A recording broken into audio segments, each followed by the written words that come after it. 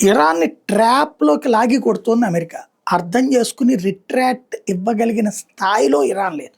నిజంగా ఇరాన్ దగ్గర విపరీతమైనటువంటి ఆయుధాలుండి, అమెరికాని లేపేయగలిగిన శక్తి, ఇజ్రాయెల్‌ని లేపే శక్తి ఉంటే గనక ఈ పాటికి అలా చిన్న దాడి చేసుండేది కాదు. పెద్ద దాడులే. అందులో ఇప్పుడు అడ్డుకునేవాడు కూడా లేదు. ఖొమైనీ కూడా లేనప్పుడు, ముర్తజా ఖొమైనీ కూడా స్పృహలో లేనప్పుడు ఇప్పుడు కొట్టవతల పడింది. కానీ అంత సీను, అంత ఓపిక, అంత ప్లానింగు లేదు. ఇప్పుడు ఆయా ప్రాంతాలకు సంబంధించి ఊళ్ళకి మధ్యన రోడ్లేయటం. దేశానికి మధ్య రోడ్లేయడం.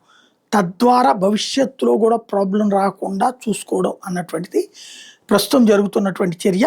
రాబోయేటటువంటి రోజుల్లో అమెరికా ఒక ట్రాప్ వేసింది. ఎలాంటిది అంటే మనల్ని ఇబ్బంది పెట్టడం అన్నటువంటి కాన్సెప్ట్ కాదు దాని ఉద్దేశ్యం. ప్రధానమైనటువంటి ట్రాప్ ఇరాన్‌ని ట్రాప్‌లోకి లాగడం. ఇరాన్ సచ్చినట్టు పొద్దునుండి సాయంత్రం దాకా కూడా యుద్ధానికి సిద్ధమవ్వాల్సిందే. అమెరికా ఆ సందర్భంలో యుద్ధం అనేది ఒక పార్ట్‌గా మాత్రమే చూస్తుంది. ఏదైతే జరగదనుకుంటారో అది జరిపేలా చూడటం అన్నట్టు అమెరికా వంతుగా మారింది. ఏం జరుగుద్దో చూద్దాం.